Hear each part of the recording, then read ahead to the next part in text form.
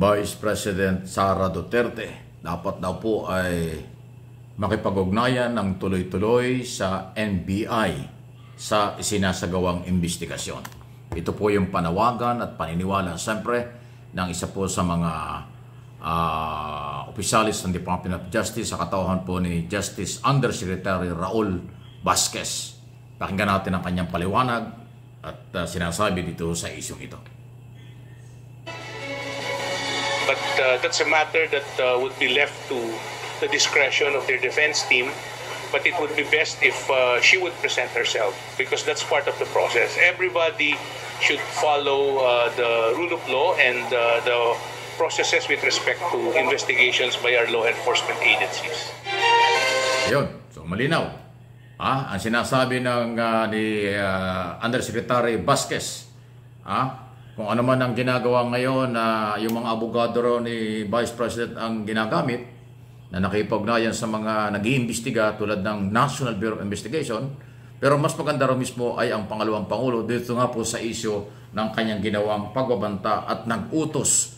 Mayroon siyang inutusan para ho sa buhay ni Pangulong Marcos, First Lady Liza Araneta Marcos at Speaker Martin Romualdez. Ayon kay Undersecretary Vasquez, napakaseryoso ng akusasyon at paratang at order, kaya dapat sagutin yan. Okay?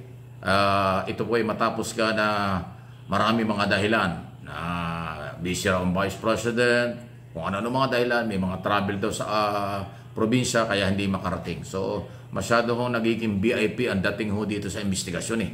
Alam nyo, ang pangkaraniwang tao, kapag ganyan nasasangkot sa mga investigasyon ng mga otoridad, mabilis ka agad na nahuhuli, pinupusasan pa eh. Ito, nakikiusap na yung buong gobyerno tulad ng NBI at DOJ na humarap at magpaliwanag. Huwag yung abogado lang ang ginagamit. Pero hindi natin alam, masyado ho talagang iba ang paniniwala ng Sara Duterte, ni Sara Duterte. Kaya tingnan natin kung ano mangyari. Pero tulad ng sinabi ko at ang aking pong paniniwala at opinion, yung ibinibigay na pagkakataon kay Vice President ay pabor sa kanya yan. Kasi maibibigay din niya ng malinaw at masasagot niya sana ang mga tanong ng mga nag-iimbestiga. Pero kung hindi niya magagamit at ayaw niyang gamitin yung ganyang pagkakataon para maipagtanggol ang kanyang sarili, abay hindi po magiging dahilan yan para ibaliwala ang kaso. Itutuloy pa rin. At revised penal code at saka issue ng anti-terror law ang gagamitin po ng DOJ na naunang sinabi na rin ni Undersecretary Jess Andres na malalim na kanilang inaaral ang implementation ng anti-terror law dyan po sa active threat, national security threat ang ginawa sa pagbabanta sa buhay ng Pangulo at ng Speaker of the House. Number 1 at number 4 na pinakamataas na opisyal ng ating bansa. Hindi ho talaga biro yan. Seryoso yan. Kaya ipapakita. Ngayon, kung yung pagkakataon na ibinibigay ng gobyerno through NBI sa Office of the Vice President na humarap at magpaliwanag at hindi niya samantalahin yung ganong pagkakataon at bigyan ng mahabang oras, nasa kanya na yan. Alam nyo, kung gusto, marami na ho talaga magagawa eh. Kasi yung ikaw magpunta sa NBI, halimbawa may lakad ka sa Davao o sa anong probinsya ng bandang hapon, o di sa umaga magpunta ka. O kahit anong araw, pwede ka magpunta ng NBI during office hours. Kung busy ka sa hapon, punta ka sa umaga. Kung busy ka sa umaga, di magpunta ka sa hapon. Minsan lang naman eh. Actually, isang patawag o dalawang patawag, okay na yun. Para lang ho maisama dun sa gagawing recommendation at findings ng NBI bilang investigador yung magiging side ng pangalawang Pangulo tungkol dun sa mga mabigat na kaso dahil nga ho sa kanyang pagbabanta at pag-uutos. Kung sino man inutusan, inaalam din yon. Kasi yung usapin po na meron mang threat sa kanya, kaya kanyang sinabi yung pag sa oras daw na mawala siya ay kuhanin ang buhay ng tatlo. Aba hanggang ngayon naman wala akong makita ang intelligence community. Nagsalita na ang military, nagsalita na ang police, maging ang NBI. Walang seryosong threat, walang pagbabanta sa buhay ni Sara Duterte. Maaring gawa-gawa lang niya yun. Para lang i-justify na pag nawala siya, merong gaganti. Parang pagaganti. At ang kanyang feeling, pag nawala siya, ikagagawa nito mga ito. Kaya inuutos niyang kuhanin ang buhay. Di ba? Parang guni-guni lang. Tapos inuutos niya yung pag-rebelde or ano ba tawag ito? Pagganti. Abay, di ay kado yan. Ahirap yun. Okay? So, anyway, So lahat ng yan, sana naintindihan po ninyo, hindi po ito harassment, walang political harassment ito ay proseso ng batas. Kaya siya binibigyan ng pagkakataon. Kung ayaw, wala namang mawawala sa gobyerno. At hindi naman mapipigilan ni Sara Duterte ang mga otoridad na siya imbestigahan. Yung hindi niya pagsipot sa investigasyon, hindi niya malinaw na personal na pakipag-ugnayan, hindi po magiging sagabal yun. Itutuloy. Pag naituloy yan na-file sa DOJ, magkakaroon ng preliminary investigation, dun, haharap siya. Tuloy-tuloy hanggang korte yan. Kasi nga, the whole government approach ang ginawa. Matapos yung delikado, napakadelikado na kanyang pag-utos para kunin ang buhay ng first family.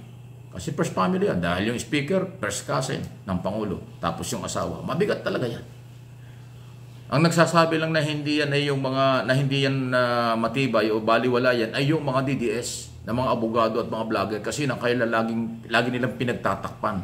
Sa tingin nila ay magaling na magaling si Sara Duterte. Tama ang ginagawa ni Sara Duterte. Lagi silang ganoon. Lagi nilang binabaligtad. Pero tayo at majority ng Pilipino na matitino, na may pagmamahal at malasakit sa ating bayan, hindi ho pwede yung ganoon. Kailangan managot.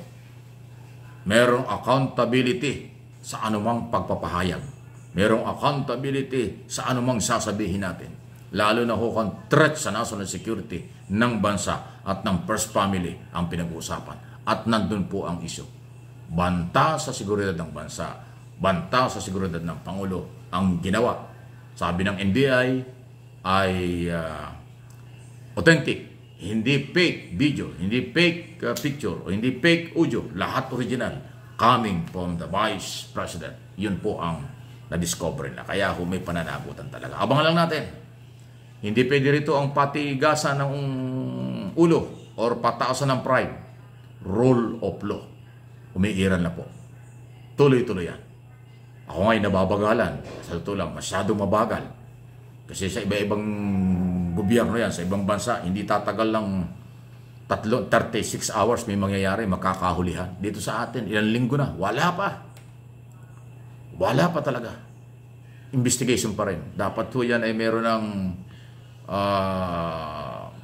sabi nga nila, matibay ang ebidensya, dapat nga i-file na ang kaso. Dahil sa korte na magpaliwanag. Ayaw magpaliwanag sa investigador, di sa korte magpaliwanag. Gano'n naman eh. Masyado tayong nakatutok sa rule of law. Sa due process. Pero part ng rule of law yan. Pero ganito hong sitwasyon, kasi pag lumamig ang isyong ito, baka mabaliwala. Abay, masamang president yan. Kung nagawa ng Vice President na magbanta sa buhay ng Pangulo, ay pwedeng gawin niya kahit kanino. Sabi nga ng Pangulo, hindi niya palalampasin. Yung sinabi ng Pangulo, hindi namin palalampasin yan. Di ba sabi niya? Dapat mabilis na mabilis ang mga otoridad. Ay kaso, sobrang bagal talaga.